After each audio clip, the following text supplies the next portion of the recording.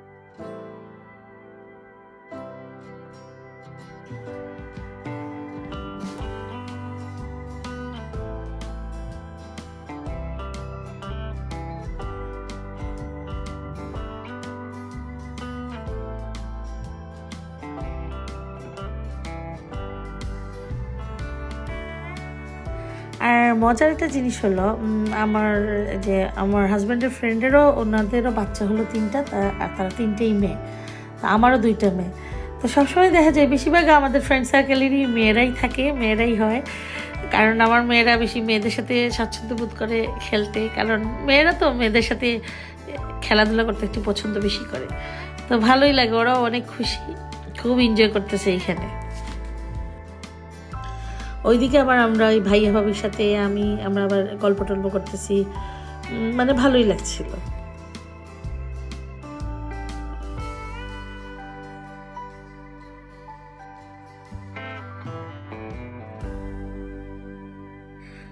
আর আমার এই আশপাশটা এত ভালো লাগছিল, চিন্তা করছিলাম যে সামারে এই জায়গাটা আরও কত যে সুন্দর লাগবে, কারণ 2 পাশ তখন গ্রিন, মানে সবুজে ঘেরা, আর মাঝখানে পানি থাকবে, এত ভালো লাগবে। কারণ মানে সুইডেনেরই অনেক এলাকা তো এরকমই থাকে, তো অনেক সুন্দর লাগে তখন, মানে সামারে স্পেশালি এই নদীর পাশে অথবা লেকের পাশের এই জিনিসগুলো অনেক ভালো লাগে। এখানে অনেক ভালো লাগছিল রাস্তাঘাটটা।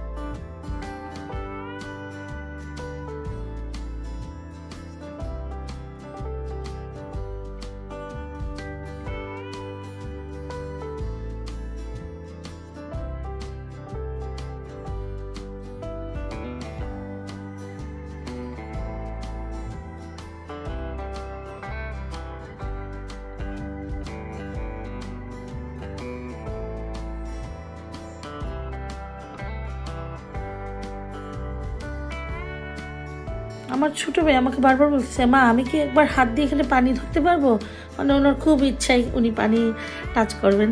তারপর আমার মেয়ে খুব সুন্দর করে বলতেছে, মামি আমি প্রিন্সেসের মতো উপর থেকে নামবো, তুমি আমাকে হাত দেবো। মানে সত্যি আলহামদুলিল্লাহ, আল্লাহর কাছে শুক্রিয়া যে আমার 2টা এত লক্ষ্মী 2টা প্রিন্সেস 2টা আল্লাহ আমাদেরকে দিয়েছেন। আলহামদুলিল্লাহ, মাশাল্লাহ।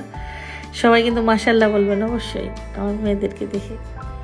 এই যে আমার প্রিন্সেস নেমে এসেছে, বলেছে মামি আমি নামার পর তুমি আমাকে হাত দিয়ে ধরবা, এত সুন্দর করে বলতেছে। কারণ ওরা তো অনেকগুলো যে ডিজনি ছবি দেখে, প্রিন্সেসগুলো এইভাবে নেমে আসে, তো ওরা আরও বেশি এগুলো বুঝে কীভাবে পোজ দিতে হবে, কীভাবে নামতে হবে। তো খুব ভালো লাগছিল ওই দিন।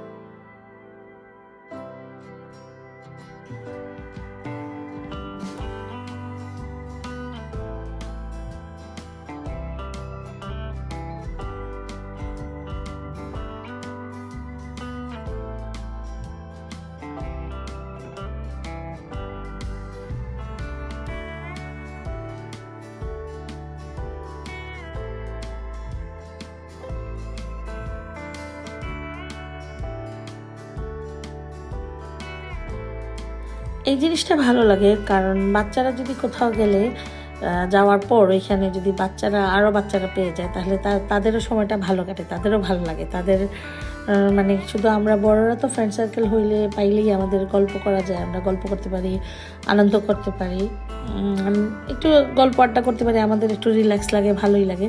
কিন্তু দেখা যায় কি বাচ্চারা তখন একা হয়ে যায় যদি বাচ্চা টাচ্চা না থাকে অন্য। তো আলহামদুলিল্লাহ সব ফ্রেন্ডদেরও মোটামুটি আমাদের এরকম মেয়ে ফ্রেন্ড বাচ্চা আছে অনেকগুলো। তো যেখানেই যাই আমার বাচ্চারা অনেক এনজয় করে, তাদের সাথে খেলাধুলা করে, গল্প টল্প করে, ভালোই লাগে।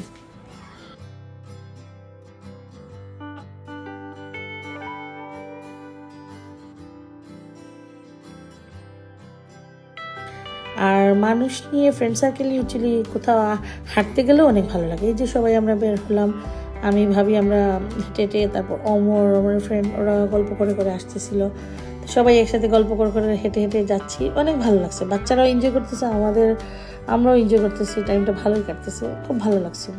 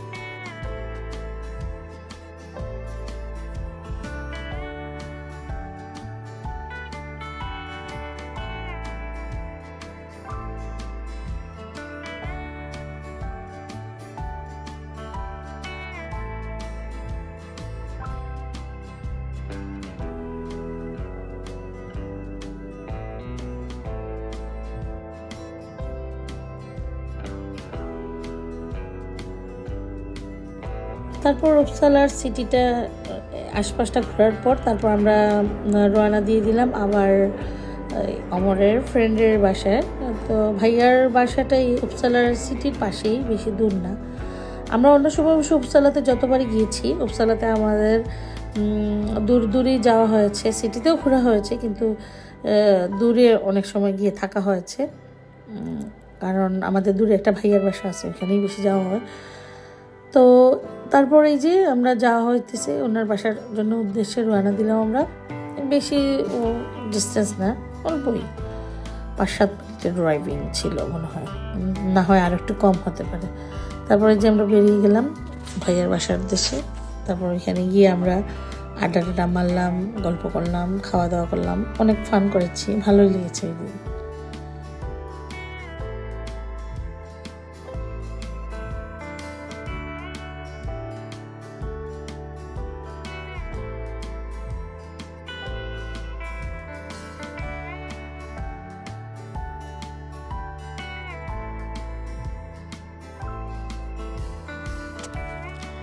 এই ঘরগুলো দেখতে এত সুন্দর লাগতেছে, এক একটা এক এক ধরনের, pink colour, yellow colour, red colour, white colour, orange colour, মানে প্রতিটা বাসায় এত সুন্দর। কার্টুন ক্যারেক্টার যে ছবিগুলো আমরা দেখি ওইগুলোতে যেরকম বাসা থাকি ওইরকম, খুব ভালো লাগছিলো। তারপরে এই যে আমরা বাসায় আসলাম, বাসায় আসার পর খাওয়া দাওয়া করলাম, নাস্তা টাস্তা খাচ্ছি। বাচ্চারা কাপড় চোপড় খুলে একটু ওরা ফ্রেশন আপ হয়ে খেলাধুলা করতেছে, আর ওইদিকে বাচ্চারা মিলে সব বড়রা নামাজ পড়ার পর তো বাচ্চারাও নামাজ পড়তেছে পাশাপাশি। তো এই যে বাচ্চা পিচিও হিজাব পড়ছে, এত মানে মাশাআল্লাহ আলহামদুলিল্লাহ, এত মায়া লাগতেছে বাচ্চাটাকে দেখে। এই যে পাকনি, তো বড়রা নামাজ পড়ার পর ওনারাও নামাজ পড়বে। তো এই যে উনি আবার হিজাব টিজাব লাগিয়ে হাঁটতেছে। এটা হলো আমার ফ্রেন্ডের ওনার ছোট মেয়ে, তো খুব ভালো লাগতেছিল। এই যে পিচ্ছি, আমি ওনার সাথে ঢং করতেছি, তোমার নামাজ শেষ হয়ে গেছে? না না, তোমার আরো 2 রাকাত রয়েছে নামাজ, তুমি আরো 2 রাকাত। এত মানে এত কিউট লাগছিল মাশাআল্লাহ।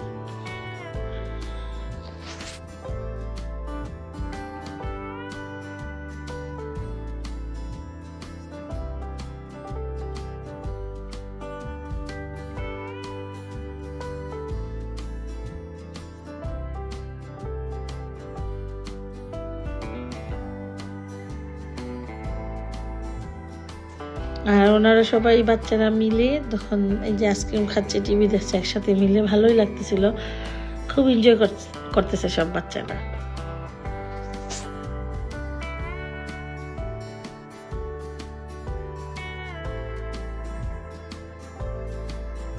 তারপরেই তো আমরা একটু বসে খাওয়া দাওয়া করলাম, ফ্রেন্ডরা একটু আড্ডা মারলাম, লেট নাইট আড্ডা মারলাম, অনেক রাত পর্যন্ত আড্ডা মারলাম, অনেক ভালো লেগেছে। তো আজকের মতো এখানে আমি বিদায় নিচ্ছি। তো যা আবার এই ব্লগটিকে অবশ্যই লাইক, ফলো এবং শেয়ার দিয়ে আমার সাথে থাকবেন, এবং আমার পেজটিকে অবশ্যই লাইক অথবা ফলো দিবেন, এবং যারা যারা এখন আমার ইউটিউব চ্যানেলটিকে সাবস্ক্রাইব করেন নাই তারা অবশ্যই সাবস্ক্রাইব করবেন। আল্লাহ হাফিজ।